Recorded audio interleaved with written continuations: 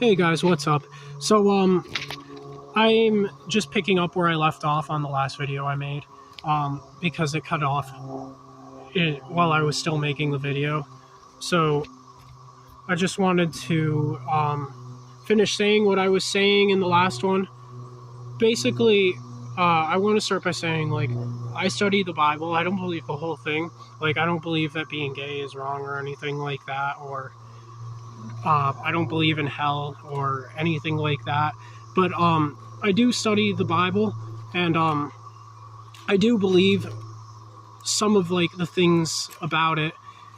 Like, I think that God really did create us in our own image, and interestingly, in His own image, and interestingly enough, I think that that statement is actually supporting evidence in Christianity, not outside of Christianity, but biblical evidence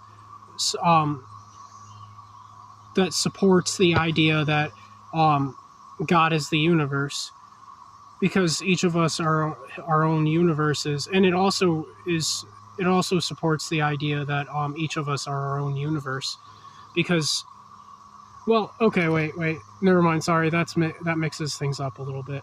Okay, basically,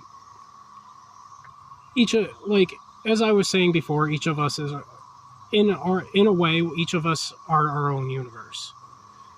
And if God created us in His image, then that must mean that He must be a similar sort of being, made up of many smaller beings. And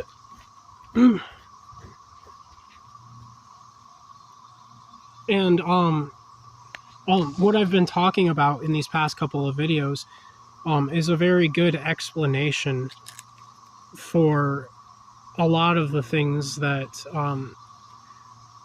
for like how God could exist, how He could be infinite, how He could possibly be infinite, and a lot of the other things that people might question about God. Another thing I want to say is that, in my opinion, God does not judge. God is an infinite being that is billions of times bigger than we are. Our universe, known universe, is basically a penny to Him. Probably even smaller than a penny. Probably smaller than one of our cells. So, because God is everything. God is everything that exists beyond our universe. God is everything that exists within our universe. And so on and so forth. So, basically, a being of that size and of that age, to Him, something as minuscule as like a crime in the physical realm, something as small as that would go by in the snap of a finger to Him. It would basically be just a piece of dust blowing in the breeze. So something that small to a being that size would not be that big of a deal, because he's lived so long that everything that happened took place within milliseconds to Him. It goes by in the snap of a finger. So why would He care? Like, what reason would He have to hold on to anger to so much anger that He would feel the need to punish somebody for something that they've done? Why, to a being like God, I don't think that punishment would even be on His mind.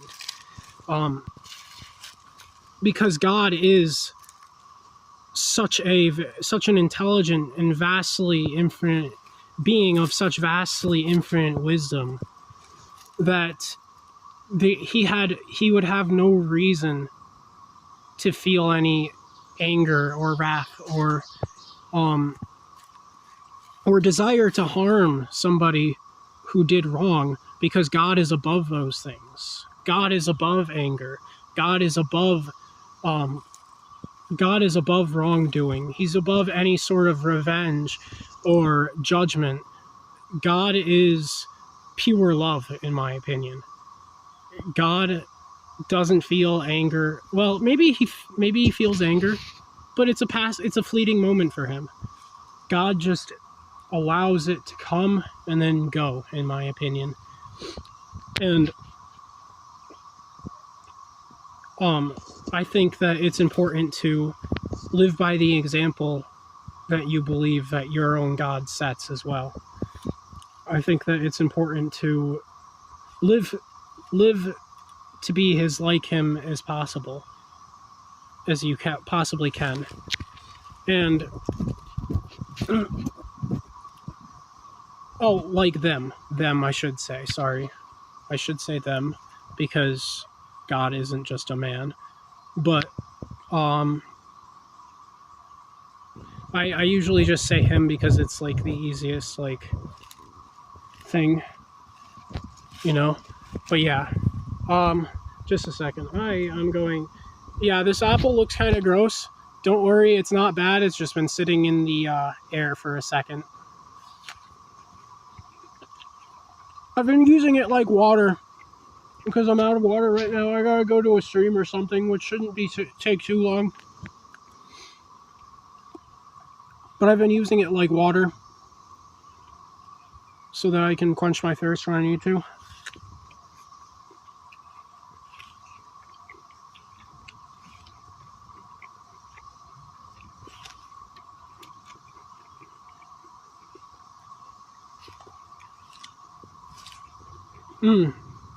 That's a good apple. Alright.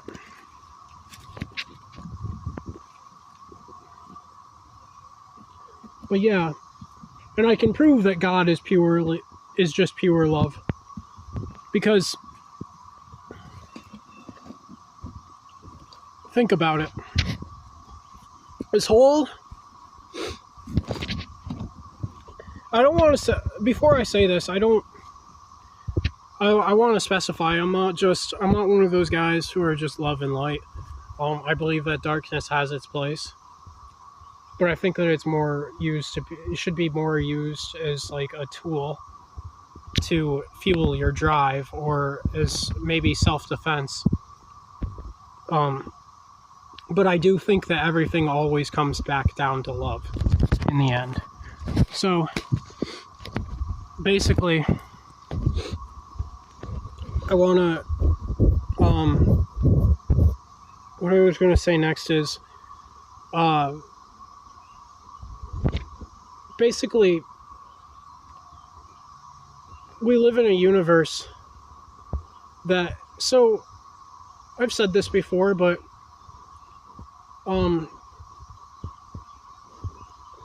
when you die, you get reabsorbed into the soil, and you become grass, and you become the animals that eat the grass, and then those animals give birth to more animals, and you become those animals in a way.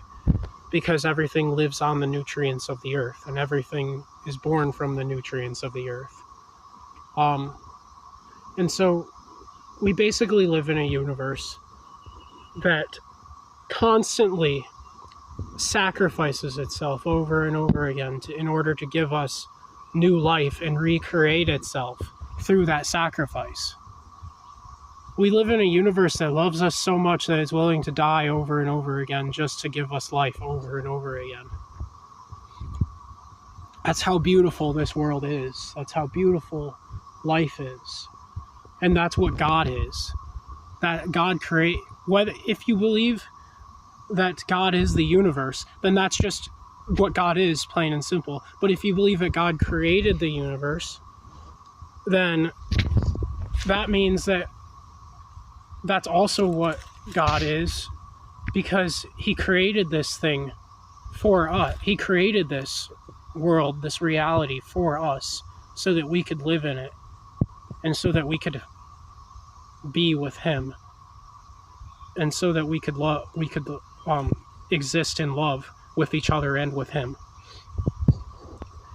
But I also don't think that God really cares if we have a connection with him or not. Of course, he wants us to have a connection with him because he wants to love us.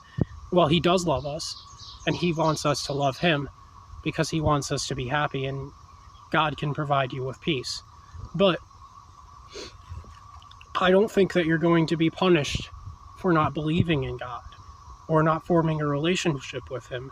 Because why on earth would a parent want to punish their child that they love so much just because maybe they're a little bit rebellious, or maybe or let's say, picture this, imagine a scenario where you had relations with a woman. A little bit later, that woman gives birth, but doesn't tell you about it. You don't know that your kid exists for 15 years or so. They don't know that. Well, let's say that. Actually, this is a more apt comparison. Let's say that you do know that your kid exists, but the mother is keeping you away from your kid. And the kid doesn't know that you exist because he has a step-parent that he believes is his father. He or she. And then they finally come to know that you exist. Would you be mad at this child for not knowing that you exist? And this might not be an apt comparison in anywhere where Bibles aren't available, but there are plenty of places where Bibles aren't available, and people have been raised their entire lives not knowing anything about Christianity or anything about God or anything like that, any form of God or anything like that. So why would God punish these people if they've never had the ability to know them? There's people who are in tribes that still use fires for warmth and live in huts made of straw. How isn't it unfair to expect those people to just know that God exists and believe that God will punish them if he doesn't exist? I mean, if they believe that God will punish them for not knowing that he exists when they've never had the opportunity to be able to get to know him.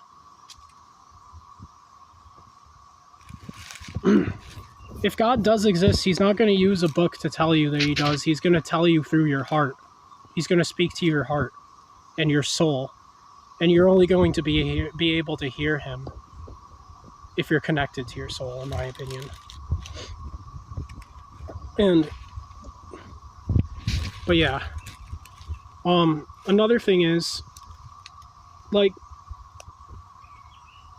why would you ever, like, even if your kid did know that you existed and he just wasn't talking to you for whatever reason, you have a bad relationship with him, maybe it was because of something that you did or something that he did. But if that was the case, even if nobody is in the wrong, if that was the case, either way, in whatever's going on, would you really want your son to spend eternity in hellfire just because he decided not to form a relationship with you? That seems pretty selfish. It seems spiteful to me. So why would a God of infinitely more wisdom than you do this when you wouldn't even do that? Because you love your child so much that you couldn't bear to see them get hurt in that way. Think of how you feel towards, to any of you who are loving parents out there, think about how you treat your child and how you feel towards your child. God probably feels the same way towards you and everybody else, except a million times more. God forgives everything. God is a teacher, not a punisher, not a judge. And if you don't get the lesson the first time, you'll just come back another time to get it the next time. That's all. And it's all by choice, in my opinion. You don't have to come back if you don't want to. But I think God encourages us to keep coming back and keep learning.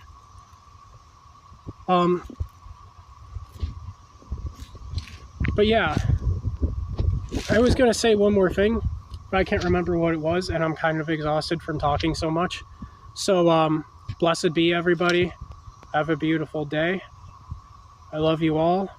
May the stars guide your path, and peace.